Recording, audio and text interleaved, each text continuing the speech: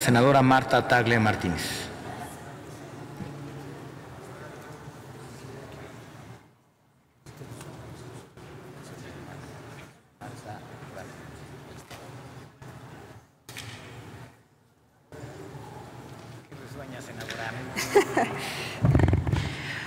Ay, por cuestiones de tiempo, ojalá nos diéramos el tiempo suficiente para discutir que es uno de los temas más importantes que deberíamos de tener, no en este momento, no discutirlo en este momento con este pleno casi vacío. Estamos hablando de un tratado internacional. Ojalá nos diéramos tiempo, porque es muy lamentable, como dice el senador Mario Delgado, es muy lamentable que en el Senado de la República nos prestemos para hacer valer no sé qué acuerdo que tenga Enrique Peña Nieto para ser el primero en ratificar este tratado. No sé, quisiera adivinarlo. Por una parte puedo creer que se trata de llevarse una estrellita y decir: firmamos este tratado y fuimos los primeros en tener un tratado de libre comercio internacional, el TPP. A veces creo que no, más bien se trata de acuerdos con Estados Unidos, donde efectivamente seguimos cediendo a nuestro país. Y es muy lamentable que en el Senado de la República, que tenemos la facultad constitucional para ratificar un tratado de esta naturaleza, nos lo tomemos de esta forma, con tan poca seriedad. Porque, insisto, habría que ver los escaños, están vacíos. Solamente estamos aquí quienes estamos tratando de dilucidar en contra, de hacerlos entender de la necedad que implica ir a ratificar un tratado de esta naturaleza. Y también quiero hacer un poco de historia con respecto a lo que se ha dicho aquí. El Tratado Transpacífico es un tratado que inicia en 2005. Fue en 18 de junio del 2012 que se extendió una invitación para que México formara parte del acuerdo y se incluyera en las negociaciones posteriores. El 4 de octubre de 2015 concluyeron las negociaciones de ese Tratado de Asociación Transpacífico. El 4 de febrero de 2016 los países miembros suscribieron el acuerdo durante una ceremonia llevada a cabo en Nueva Zelanda. Sin embargo, justo para que entrara nuevamente Estados Unidos, se dieron modificaciones y fue hasta el 8 de marzo pasado que se firmó por 11 países este tratado. El tratado, desde que México es parte, tardó más de 3 años en ser suscrito con la presencia de Estados Unidos, y tras la salida de este país tardó aproximadamente otro año para eliminar algunos apartados propuestos por el entonces país participante. En contraste, aquí en nuestro país, apenas el pasado 3 de abril, el Ejecutivo envió al Senado los textos del tratado para su aprobación. Y tras solo dos reuniones de Comisiones Unidas de Relaciones Exteriores, ya lo trajimos al Pleno. Han hecho caso omiso además a los sectores invitados a las reuniones. Se ratificó en comisiones y hoy lo tenemos en el Pleno. Es decir, en 21 días, este Senado logró lo que los comités enviados por 11 países no lograron en 12 años desde que iniciaron las negociaciones del tratado, analizarlo y ratificarlo. Es evidente que nuestro país se encuentra en una gran desventaja con respecto al resto de los países del tratado. Por ejemplo, Australia tiene el segundo lugar en cuestión de desarrollo humano y Singapur el tercero en cuanto a competitividad, mientras que México tiene los lugares 77 y 55 respectivamente. Adicionalmente, el PIB per cápita promedio de los países participantes es de más de $26,000, mientras que en nuestro país es de tan solo 8,500.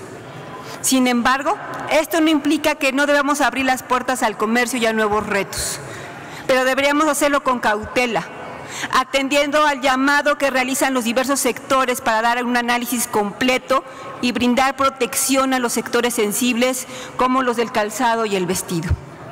Además, primero es necesario revisar la legislación y hacer las modificaciones necesarias a esta para implementar de manera correcta y congruente el tratado y de esta manera poder beneficiar a nuestro país. Somos, junto con Japón, los primeros países en iniciar los procesos pertinentes para la ratificación de este tratado, con la diferencia de que en Japón se darán los tiempos necesarios para el análisis y la modificación y expedición de leyes para la protección de sus mercados. Se plantea ser ratificado en su país para el mes de junio.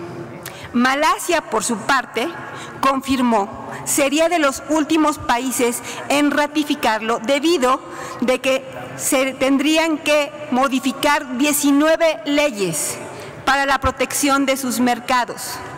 Lo anterior deja en evidencia que en este Senado nos estamos apresurando a ratificar un tratado que sin las medidas necesarias dejará a algunos sectores de la economía muy vulnerables ante el entorno de la economía internacional, provocando un decrecimiento, pérdida de competitividad y de empleos.